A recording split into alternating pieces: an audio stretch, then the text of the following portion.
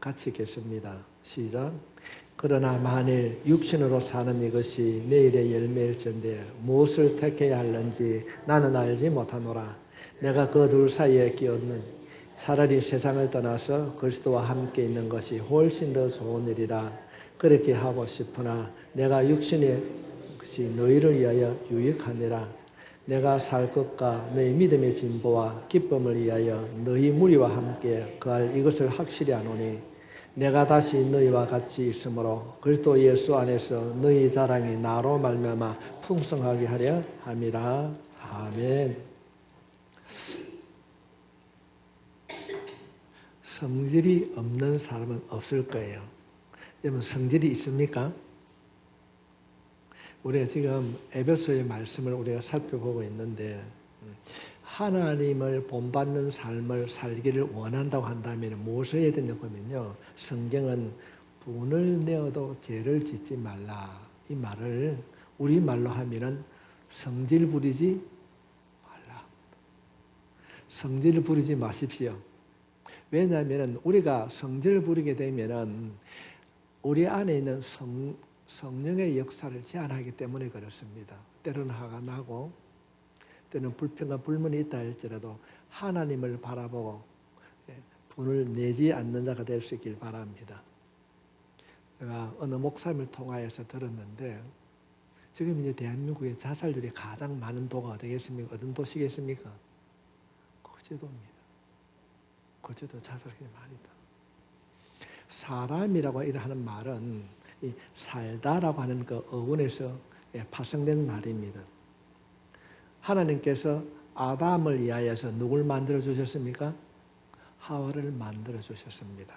아담을 위하여서 돕는 배필 하와를 주셨다고 하는 이 말을 성경적인 용어로 말하면 살림입니다. 우리 김희순 집사님 참 살림을 잘 살아요. 뭐 살림이라는 말을 많이 쓰지 않습니까?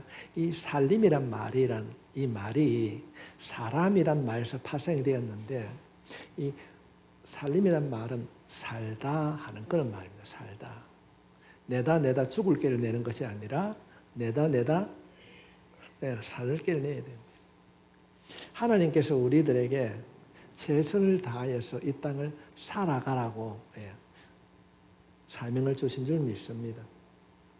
지금 현재 한국에 하루에 자살하는 사람이 2001년도의 통계입니다. 2021년도 통계인데 3년 전의 통계인데 하루에 37명이 자살을 한다고 그래요.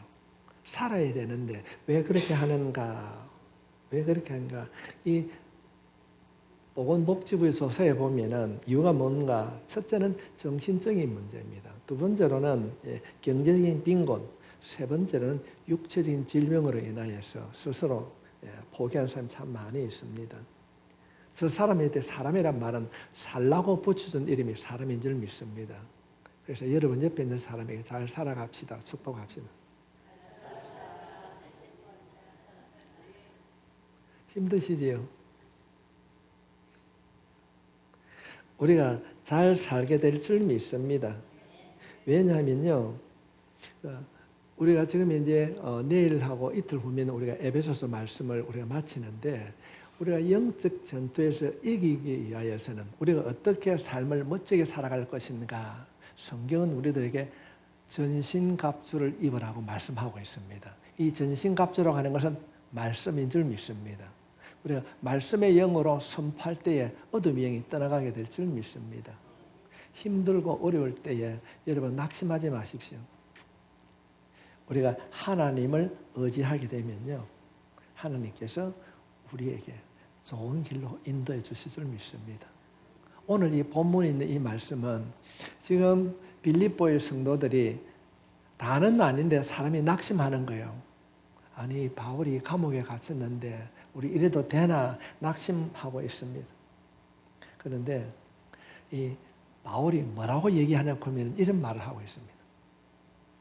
내가 지금 죽어서 하나님의 나라에 가면 가장 편안한 길이지만은 그러나 하나님께서 나에게 사명을 주셨다는 겁니다. 그 사명이라는 것은 내가 반드시 내가 걸어서 너희에게로 돌아갈 것이다. 그런 얘기하고 있는 겁니다. 22절부터 25절에 있는 말씀을 살펴보면은 그러나 만일 육신으로 사는 이것이 내 일의 열매일진데 무엇을 택해야 할는지 나는 알지 못하노라. 내가 그 둘 사이에 끼었으니 차라리 세상을 떠나서 그리스도와 함께 있는 것이 훨씬 더 좋은 일이라. 그렇게 하고 싶으나 죽어서 한 나라에 가고 싶으나 내가 육신으로 있는 것이 너희를 위하여 더 유익하리라. 내가 살 것과 너희 믿음의 진보를 기쁨을 위하여 너희 무리와 함께 거할 것을 확실하노라. 내가 죽어서 하나님 나라에 가는 것이 좋은 일이지만 너희를 위하여서 내가 감옥에 갇혀 있는 것이 아니고 나가서 함께 할 것이다. 지금 바울이 선택을 하고 있습니다. 당장 죽어서 천국 가는 것이 아니라 살아서 내가 할 일이 있기 때문에 감옥에서 나갈 것이다. 그는 그렇게 말하고 있습니다. 물론 이 말씀을 우리가 가지고 있는 개역 개정판이 아니고 세번역 성경을 살펴보게 되면 쉽게 기록을 해놓고 있습니다. 24절 말씀에 보면은 내가 육신으로 남아있는 것이 여러분이 더 필요할 것입니다. 이 말은 어떤 말인가 하면은 부부간에 이야기를 할 때 어떤 말을 하면 내가 있어서 당신에게 더 유익될 것이다. 희망을 주고 있습니다. 이 말을 좀 더 말씀을 드리면은 사탄은 우리들에게 와가지고 어떤 얘기를 합니까? 너는 안 돼. 너 지금 감옥에 갇혀 있잖아. 우리들에게 아주 달콤한 말로 속삭이고 있습니다. 사람들이 이 사탄의 속삭임에 넘어가는 거예요. 남의 것이 더 커 보이는 거예요. 비교의식이 찾아오면 자신을 돌아보고 나는 안 되는가 보다. 포기하기가 쉽습니다. 안 된다. 사탄은 끊임없이 너는 가치 없는 존재야. 너를 알아주는 사람 아무도 없잖아. 그렇게 비교하고 우리를 유혹할 때, 근데 하나님께서는 우리들에게 뭐라고 말씀하고 있습니까? 우리가 너무나 잘 알고 있는 말씀입니다. 이사야 41장 10절에 있는 말씀입니다. 우리 함께 같이 읽겠습니다. 이사야 41장 10절 말씀에 두려워하지 말라. 내가 너와 함께 함이라. 놀라지 말라. 나는 내 하나님이 됨이라. 내가 너를 굳세게 하리라. 참으로 너를 도와주리라. 참으로 나의 어른 오른손으로 너를 붙들리라. 아멘. 사탄은 찾아와가지고 계속 안 된다고 말하고 있습니다. 에덴 동산에 아담과 하와가 있는데 에덴 동산에는 하나님을 알게 하는 생명나무도 있었고 선악과 나무도 있었습니다. 그런데 이 아담과 하와가 뭘 먹습니까? 생명나무의 가호를 먹는 것이 아니라 선악과를 따먹은 거예요. 선택을 잘못한 것입니다. 우리가 인생을 살아가면서 내 영이 죽고 사는 것은 그 선택은 내가 하게 됩니다. 그 선택의 결정에 따라서 내 영이 살아날 수도 있고 죽을 수도 있습니다. 아담과 하와는 사탄의 그 소리를 듣고 그들은 죽게 되었습니다. 우리도 마찬가지입니다. 우리 앞에 나를 살리는 생명나무와 나를 죽이는 선악과가 있습니다. 하나님께서는 성경 말씀을 통하여서 너희는 사람답게 살아라고 말씀하고 있습니다. 그런데 사탄은 끊임없이 선과 악을 구별함으로 너는 흠이 있고 너는 안 된다고 하는 것을 부정적인 생각을 우리에게 주어짐으로 우리를 죽게 만들고 있습니다. 죄책감에 빠지게 만듭니다. 누구든지 그리스도 안에서는 새로운 이전 것은 지나가고 보라 말씀대로 된 줄 믿습니다. 그런데 우리들을 미혹하는 악한 영은 어떻게 우리를 유혹하고 있습니까? 지난 과거를 통하여서 안 된다는 것입니다. 그런데 바울은 지금 빌립보 감옥 안에서 사탄의 음성을 듣지 않습니다. 걱정하지 마라. 내가 살아서 나갈 것이다. 좌절하지 말라. 바울은 지금 자신이 비록 감옥에 있지만 어떤 일을 하고 있는가를 빌립보서 1장 25절 말씀에 보면은 내가 살 것과 너희의 믿음의 진보와 기쁨을 위하여 너희 무리와 함께 거할 이것을 확실히 안다. 기쁨을 위하여서. 단지 그 사람이 있으면 좋다는 것이 아니라 기쁨이 되는 존재로 자신을 여겼습니다. 극단적인 선택을 하는 사람이나 좌절하는 사람의 공통점이 뭔가 하면은 나는 필요 없는 인간인가 보다 이렇게 생각을 한다는 것입니다. 내 하나 없으면 다 되겠지. 아닙니다. 옆에 있는 사람 한번 보십시오. 어떤 사람입니까? 근심의 존재입니까? 기쁨의 존재입니까? 믿습니까?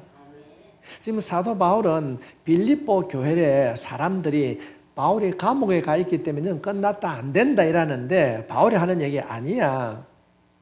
내가 살아서 당당하게 나갈 것이다. 나는 기쁨의 존재라는 겁니다. 자신이 그렇게 말하고 있는 겁니다. 내가 나가서 빌립보 교회에 기쁨이 될 것이다. 우리가 살아가야 할 이유가 무엇인가 하면요. 하나님이 계시기 때문에 그렇습니다. 예를 한번 들어볼까요?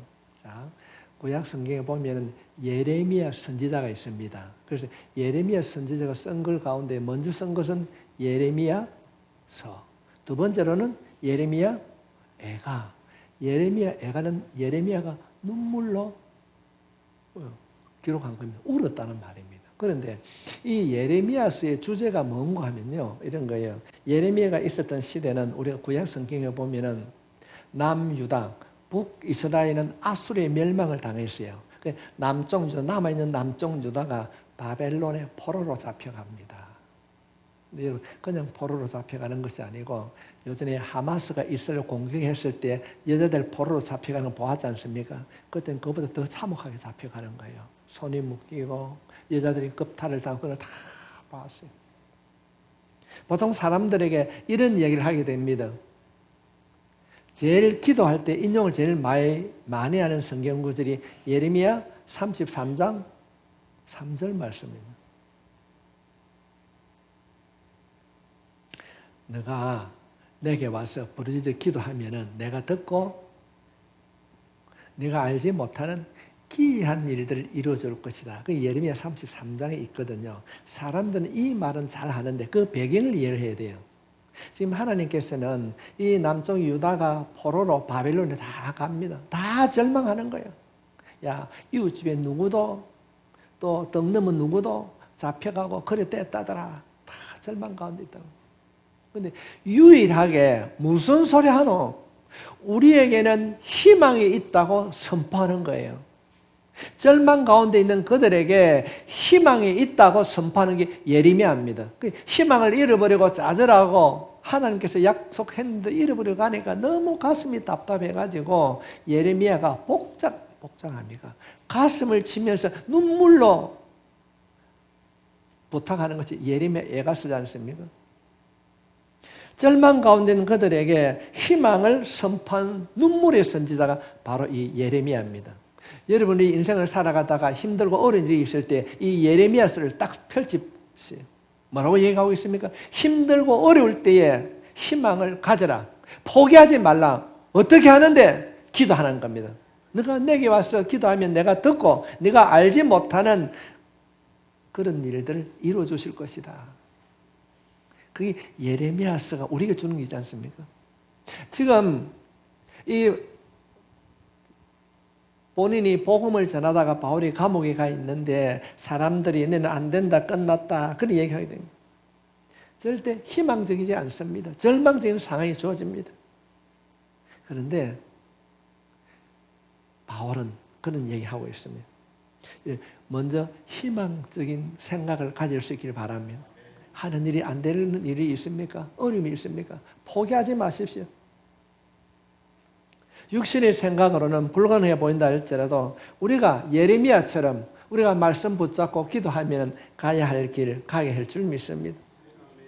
사람들이 지옥이라고 말을 하는 사람들은 지옥은 희망이 없습니다.